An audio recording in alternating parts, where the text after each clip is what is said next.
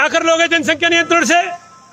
हर कोई चिल्ला रहा है जनसंख्या नियंत्रण पर कानून लाओ, कानून लाओ। चलो मान लिया कानून आ गया, क्या रखेंगे उस कानून में? क्या सामने वाले मानेंगे? जब ये बात नहीं उठी, जब 1956 में हिंदू मैरिज एक्ट बनाया गया, तब आपके मुंह सिले हुए थे क्या? जब आपसे ये कहा गया कि हिंदू सिर्फ एक विवाह करेगा, तब क्यों नहीं तय किया गया कि मुसलमान और बाकी धर्म के लोग इस देश में जो भी रहेगा वो सिर्फ एक ही शादी करेगा और उसके बच्चों की संख्या लिमिट होगी? मान लो तुमने 2 बच्चों का नियम बना भी दिया कि भाई हिंदू शादी करे या कोई भी शादी करे 2 बच्चे पैदा करेगा।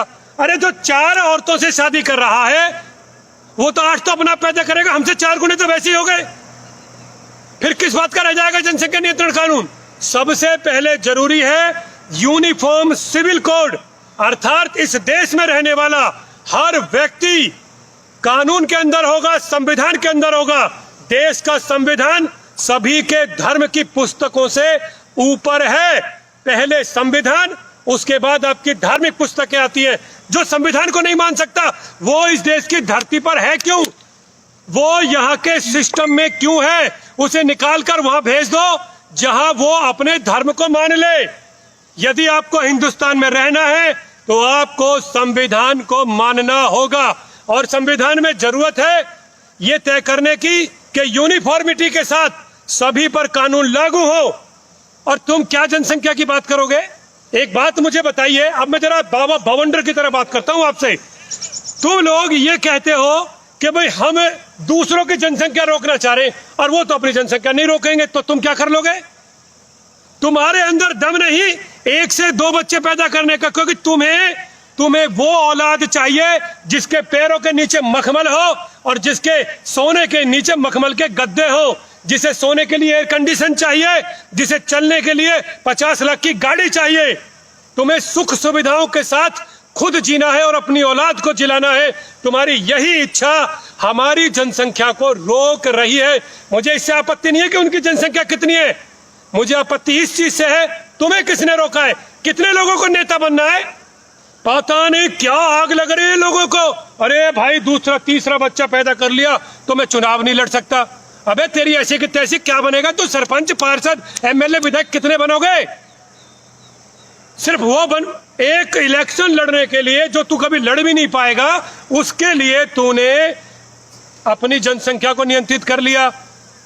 तू ये सोचता रहा कि मैं तो एक पैदा कर लूंगा और उस एक से ही सारा काम हो जाएगा। भैया एक बात सुन लो, ये लोकतंत्र है, यहां वोट से सत्ताएं बदलती हैं, वोट से, और जिसके हाथ में वोट होंगी वो जीतेगा। तुम्हारे और मेरे से नहीं जीतेंगे लोग। यदि हमारी जनसंख्या घट गई तो सत्ताएं अपने आप बदल जाएंगी और फिर उनके ही अनुसार नियम कानून चलेंगे। यदि सरकार लाना चाहती है तो पहले यूनिफॉर्म सिविल कोड लाए, उसके बाद जनसंख्या नियंत्रण कानून लाए, क्योंकि जनसंख्या नियंत्रण कानून बिना यूनिफॉर्म सिविल कोड के नहीं आएगा। और 1856 में पास हुआ हिंदू मैरिज एक्ट दोबारा से कंसीडर किया जाए, हिंदुओं को भी स्वतंत्रता दी जाए कि वो 1 से ज्यादा विवाह कर सके। हमें क्यों नहीं छूट दी जा रही है 1 से ज्यादा विवाह करने की? चाहे हम करें या ना करें, लेकिन ये छूट होनी चाहिए। तीसरी चीज जिसकी सबसे ज्यादा जरूरत है देश में, धार्मिक कट्टरवादिता के खिलाफ। वो कट्टरवादिता चाहे मुस्लिम धर्म में हो, हिंदू धर्म में हो, ईसाई धर्म में हो, देश के किसी भी धर्म में हो, कट्टरता के लिए कोई स्थान देश के संविधान में नहीं होना चाहिए। जो कट्टर है ना उसको तो कट्टे में भर के बांध दो और डाल दो काल कोठरी में कि यहीं बैठ।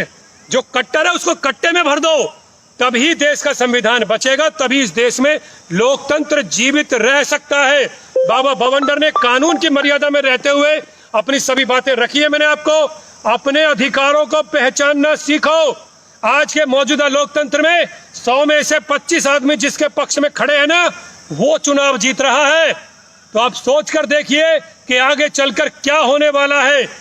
आपने देखा ना क्या हाल हुए बंगाल के चुनाव के बाद, और क्या हाल होगा जब योगी आदित्यनाथ यूपी में हारेगा।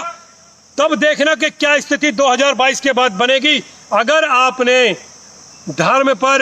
धर्म के जातियों के ऊपर लड़ना बंद नहीं किया तो देश का लोकतंत्र तो खत्म होगा ही होगा। उल्टा सत्ताओं पर वो लोग बैठेंगे जो लोग चाहते ही नहीं कि देश के मौजूदा धर्म समग्रता के साथ रह सकें। जो ये बोल रहे हैं ना कि वैक्सीन नहीं लगवानी है, वही असदुद्दीन ओवैसी सबसे पहले वैक्सीन लगवा कर बैठा है। सोच कर देखना कि ये किन लोगों को भड़का रहे हैं।